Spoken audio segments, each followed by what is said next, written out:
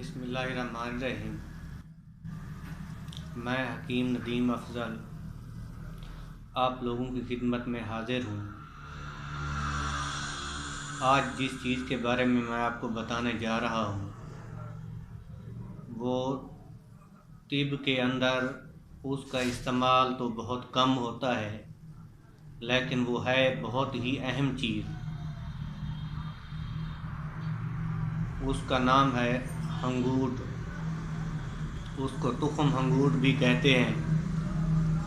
उसको हिंदी में जिया पोता भी कहते हैं और मुख्तलिफ़ ज़बानों में मुख्तलिफ़ नाम हैं। इसका दरख्त जो है हरीड़ के दरख्त जितना होता है और इसका दरख्त जो है कांटेदार होता है। इसका मज़ा जो है कसीला होता है। मिजाज जो है इसका गर्म खुश्क है और इसके इस्तेमालात जो है ये सौदावी अमराज में इस्तेमाल होती है। सौदा की अमराज ख़त्म करने के लिए इसका इस्तेमाल किया जाता है। ये जहरीली नहीं है, गैर सिमी होती है। इसकी जो खुराक है 3 माशा से 1 तोला तक दी जा सकती है। अमूमन जो है इसको चीनी में मिला के इस्तेमाल किया जाता है। शक्ल मैं आपको दिखा दूं तुखम हंगूट की। इस तरह इसकी शक्ल होती है। ये दाने इस तरह होते हैं। नोट कर लें, देख लें इसको अच्छी तरह।